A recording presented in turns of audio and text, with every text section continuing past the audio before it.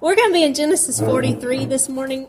I was trying to kind of skip ahead a little bit, just kind of say, well, this is what happened and that's what happened. Just kind of summarize and move right along, because I know we've been on Joseph for several weeks now. We don't care. We're loving it. Good. Well, and I started reading the chapter and I was like, but there's so much in here that I want to say. So once again, we're just going to kind of go through the chapter, and I'm like, if that's what the Lord wants us to do, then that's what we're going to do. And, we'll just take it one verse at a time if we have to. And if it takes us till the end of the year to get through Joseph, so be it. Amen. It's good stuff. So when we left off, we know that Joseph sent his brothers off and told them that they could have this food this time, but if they wanted any more, they had to bring back their youngest brother. And until then, he was going to keep Simeon, the next to the oldest, not the oldest, but the next to the oldest, in prison. And they came back and told Jacob, their father, what was said, and he said, well, Simeon will have to stay because you're not taking Benjamin. And remember, he talked about how he's already lost his brother and now he's all alone. So we'll talk some more about Jacob in a minute. Poor baby. He's going, well, you get what you deserve. But anyway, so we're picking up here in Genesis 43. This is right after all that happened. And the famine was sore in the land. Remember, we're talking 7 years. There were 7 good years, but then there were 7 bad. And funny, those 7 good years probably just passed right by, just, whoo, look at it, But those 7 bad years, it's like when you have good days, don't they just kind of fly by? Mm-hmm. Yeah. They say time flies when you're having fun. Well, it really does. But when you're in a trial, doesn't time just seem to stand still? And it seems like that darkness will never end. We're going to find out we're just a couple years into the famine at this point. They'd already had to go get food because they'd ran out of everything they'd had. And now it's still sore in the land. And it came to pass, when they had eaten up the corn which they had brought out of Egypt, their father said unto them, go again, buy us a little food. Now, I don't know if Jacob had memory problems. I mean, he was old, so maybe his memory was going. I don't know. Or maybe he just got to the point, we're desperate again. We have to have food, so go buy us food. Well, of course, the boys are going to speak up. Judah, we know Judah, spake unto him, saying, the man, did solemnly protest unto us, saying, ye shall not see my face, except your brother be with you. Okay? I'm just telling you what he said. The man. I like that. The man. If thou wilt send our brother with us, we will go down and buy thee food. That's what the man said. But if thou wilt not send him, we will not go down. For the man said unto us, ye shall not see my face, except your brother be with you. I don't blame Judah here. Mm-hmm. I mean, after the way Joseph treated them when they went the first time, to show back up after he said, don't come back asking me for food unless you bring your brother, and then they show up at his door and say, we want food, but we didn't bring our brother. And they think they stole the money. And they think they stole the money because they don't know how their money got back in their pack. I don't blame Judah for not wanting to go back and say, well, we're here, but we didn't obey you. I mean, what was going to happen to them? You're going to go to prison like Simeon. Yeah, they could end up in prison. Yeah, but he's still sitting there, and they've donated all the food. And that poor guy's still sitting in jail. I wonder how long it was. That I'm not sure. I'm not sure how long, because it doesn't tell us how long it was when they went the first time. So I don't know how long he's been sitting in jail. But yeah, he's sitting in jail, bless his heart. And meanwhile, meanwhile, this is going on, and he says, well, Dad, if you'll send Benjamin, we'll go. But otherwise, we're not going. Because what's going to happen to the rest of us? You're so worried about Benjamin, something happening to him. What about the rest of us? Now get this. By the way, if you remember Jacob, does anybody remember what his name means? Usurper. Close. Supplanter, deceiver, trickster. And hasn't he always lived up to that name? Mm-hmm. He tricked Esau out of the birthright. He tricked him out of the blessing. He's tricked and tricked and tricked. Still Jacob. Now, at this point, his name has been changed to Israel. But sometimes we don't live up to our name, do we? Christian. Do we live up to that name? And the preachers talked about them. The people in the Bible didn't call themselves Christians. Other people called them Christians. We use Christian and believers as synonyms almost. We use them as the same thing, but it's really not. And if we're going to call ourselves Christians, we better be very careful that we're living up to that. Because I think that's just as much using the Lord's name in vain as using it as a cuss word. I really do. I believe that's just as much using his name in vain. So, interesting in this verse, notice, if you've noticed so far, every time it talks about the father, they've been calling him Jacob. Jacob, Jacob, Jacob. Even though his name had been changed to Israel. But now, and Israel said. Wow. All of a sudden we switched gears. But remember what I just said, living up to your name. Wherefore dealt ye so ill with me, as to tell the man whether ye had a brother? Why did you tell him that? What did you want us to do? Lie? Yeah, there you go. Yes. I do believe that's what he wanted them to do. I do believe that's what he wanted them to do. Why did you tell him that? Why don't you just keep it to yourself? The people that say, well, I didn't lie, I just kind of omitted some of the truth. That's still a lie. If you don't tell the whole truth, then you're lying. A partial lie is a whole lie, So, why did you tell him? I'd love to see these brothers right about now. They've got to be getting fed up with this.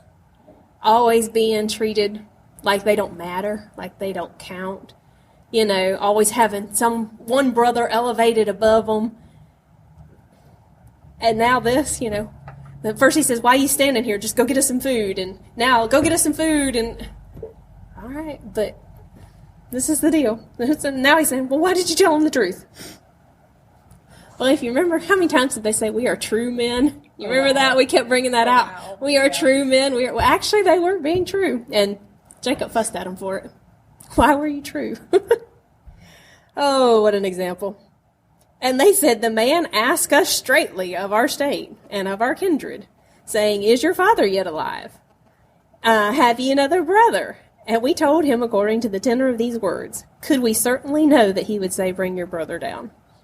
Right. That's good. He asked us straight out, what were we supposed to do? We couldn't lie. How are we supposed to know this is what he was going to say? We were just telling the truth.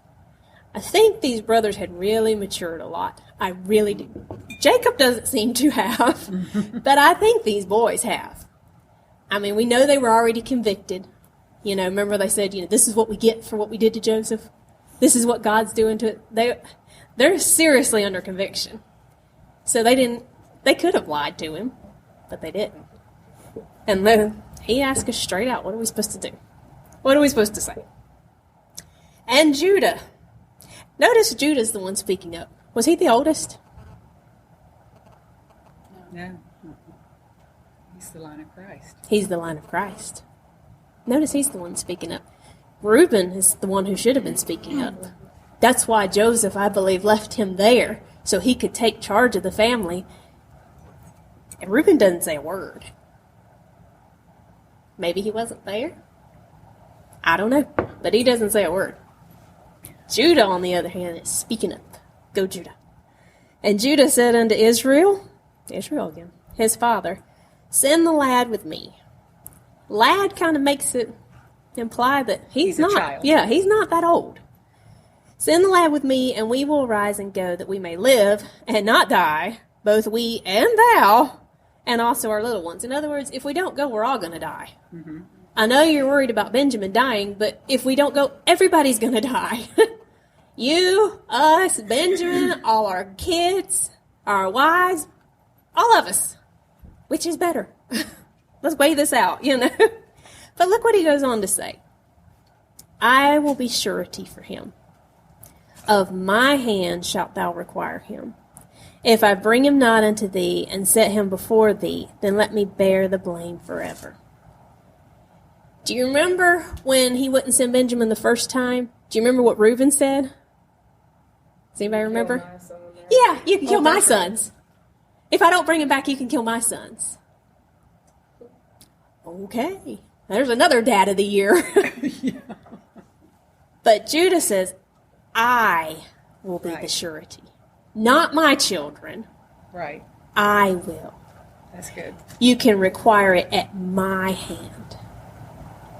That reminds you of anybody? Mm-hmm. Jesus stood before God and said, I will be their surety. I will take their place. That's good. You can require it at my hands. And he did. Mm-hmm. And he did. Judah is the line of Christ. I think that right there just caught me because I've read through it so many times. But with just having read it all together and remembering what Reuben said about, well, you can take my kids if I don't bring him back. You can kill my sons, which I still think is one of the dumbest things I've ever heard anybody say. But Judah says, no, I'll take the blame. I'll take the punishment. You can require it at my hands. That's maturity. Mm-hmm. That's somebody whose life has been changed. Taking responsibility. And taking responsibility for something. Whereas before we saw them, they didn't take responsibility for anything. It was, But now he says, I have to take care of the family. Family's going to starve. But I'll do it. You take the blame for me. Or I'll take the blame for him, But it'll be on my charge. I'll be responsible. Wow. And except we had lingered, surely now we had returned the second time. If we'd already gone, we'd have food. And Simeon would be home.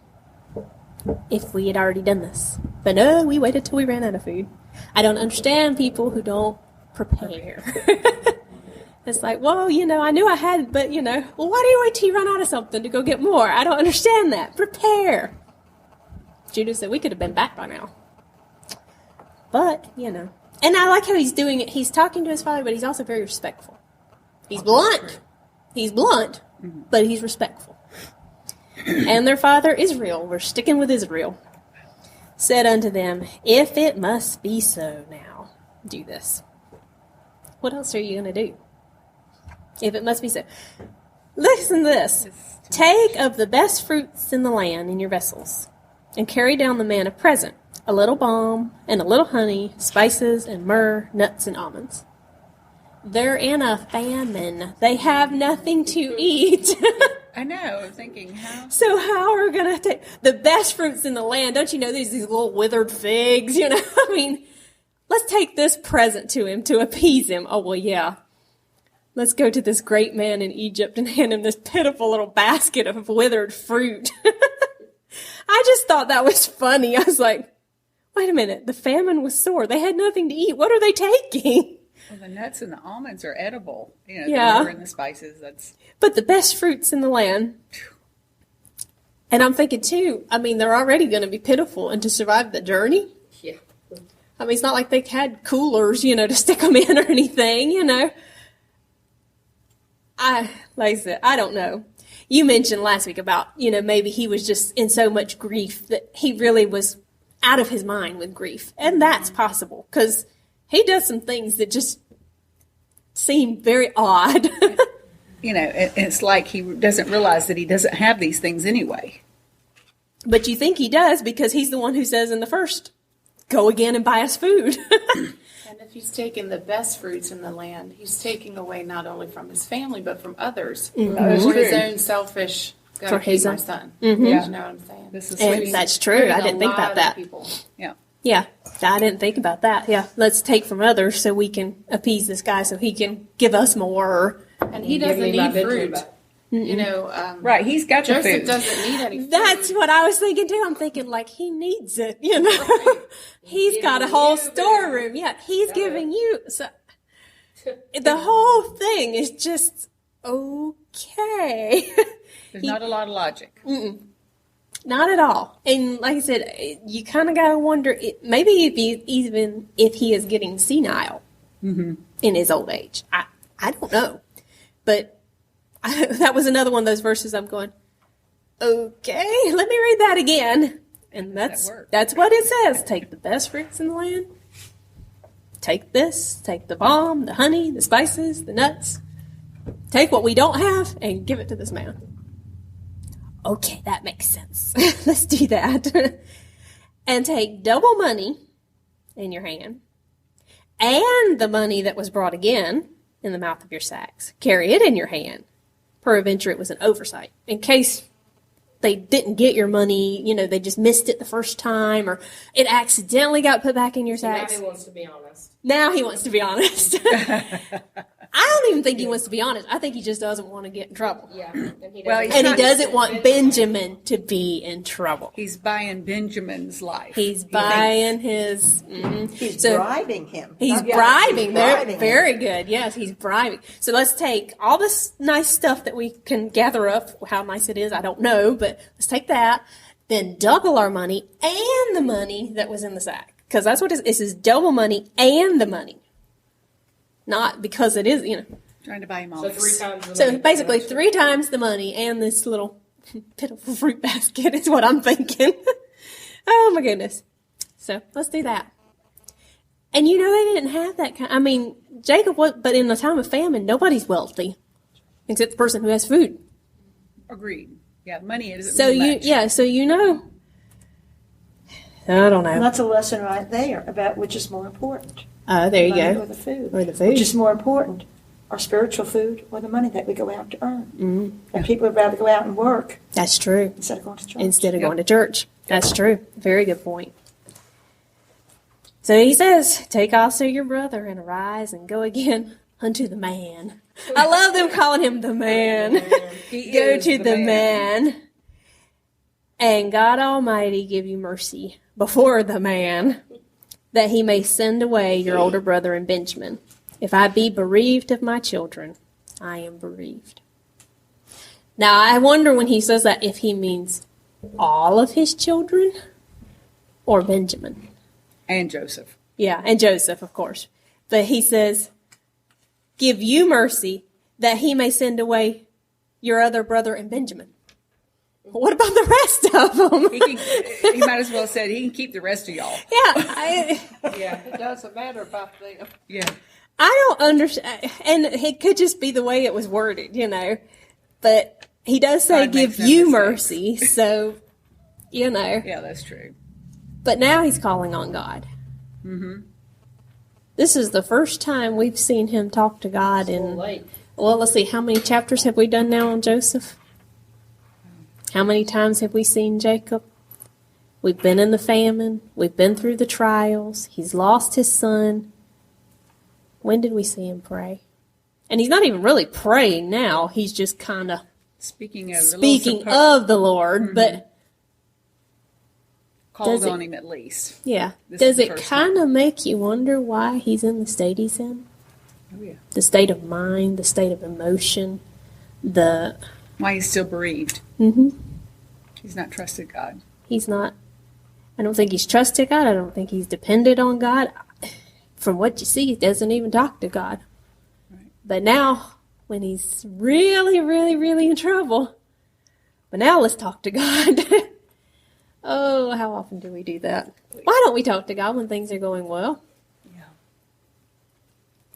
Why do we do that? Tells us, we don't need him. We're doing good. We're doing good. Why do I need to talk to God? Don't want to bother him. Don't want to bother him. Yeah, right. Well, I think so many times we feel like prayer or talking to God is just asking for things. And I don't need to ask for anything when I'm doing well, so I don't need to talk to God. But that's not what prayer is. Mm-mm. Prayer is talking to God to tell him thank you, just to talk about your day, to pour out your heart, whether it's good or bad. And then letting him talk to you too. That's Amen. Part of prayer. We're never quiet enough. That, I think, is our biggest. And that was exactly what Dottie was talking about. We get so busy. We've got to work. We've got to do this. We've got to do that. Who has time to stop and pray? Or to be still and wait for God to speak? Because sometimes God doesn't speak when we say, okay, God, speak. Yeah. I'm waiting. I'm waiting now. Okay. I'm ready. I'm listening. I do that sometimes. I'm like, anytime now. I'm listening, Lord. And I'm not listening. I'm talking, saying I'm listening. Mm-hmm. Well, that's why I like to stay away from. I mean, most of y'all don't know me or anything, but God gives me the inspirations to make the cards at night. Everything's quiet. The phone won't ring. The TV's not on. The husband's in the other room snoring, where he's not disturbing me sitting in the chair.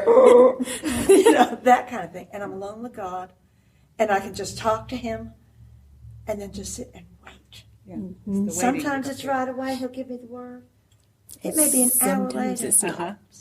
And I don't have that card with me. I've already given that card away. But in one of those cards, I was praying for other people. I write my prayers out. I type my prayers most of the time. And I'm just using this example, not as something I did, but this is sometimes how God works. I was still for a while. And then all of a sudden, God nudged me. You hadn't prayed for yourself. Oh, wow.